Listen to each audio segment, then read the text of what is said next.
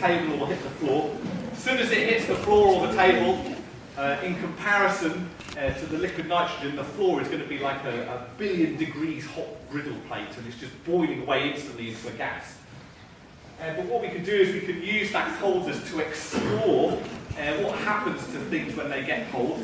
So minus 210 degrees, and if we start to kind of force a balloon inside it, I want you to keep your eyes on that balloon, and what you'll start to see is it will begin to shrink.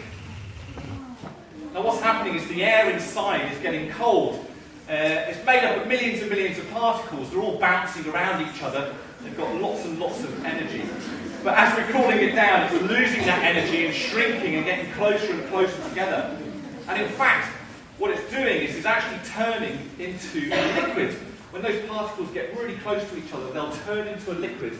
And inside here, in fact, we can probably safely say that it's not just turned into a liquid. It's probably highly likely that that liquid has cooled down a load more as well, turned into a solid.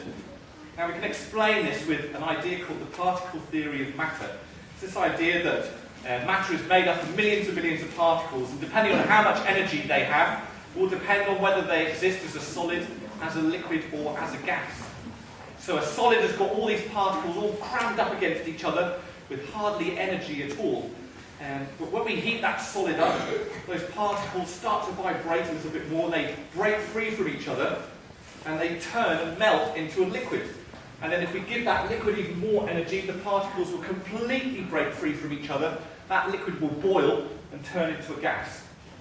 So just see if we can get this one in as well. We're kind of running out of space, to be honest. Cool it down a little bit.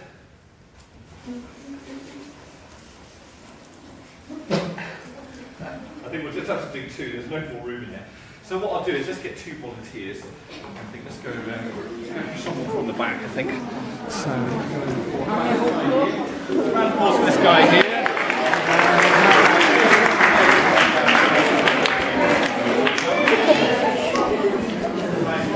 Come and stand up here for us.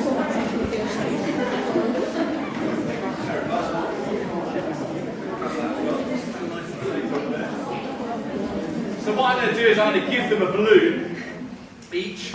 Remember that gas that was inside the balloon is probably now solid, but I'm going to get them to breathe gently on the balloon, hoping that will melt that solid, turn it into a liquid, and then that liquid air will turn into a gas as it boils away and evaporates. So just want you to hold it nice and gently blow on it.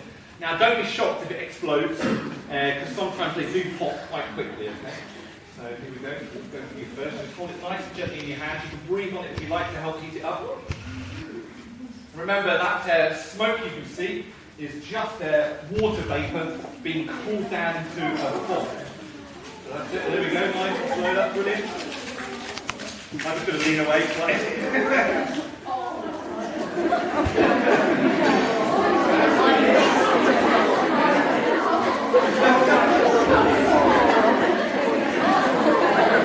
Now, for some unknown reason, students of your age usually find this really funny. I don't quite know why.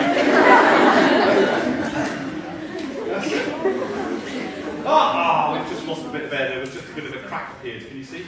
That's a shame. You just about see through there. Oh, what a shame. So I'm afraid, it happens to all of us, doesn't it, really? Just so you take your time, let's give this guy a round of applause.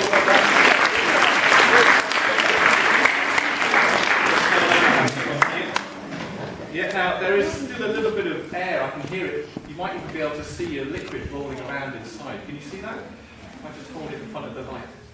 You might see it kind of wobble around. There we are. That's pretty much all of it done. One solid balloon. So 1 out of 2, that's not too bad. You can take your gloves off. Let's give our friend here a big round of applause.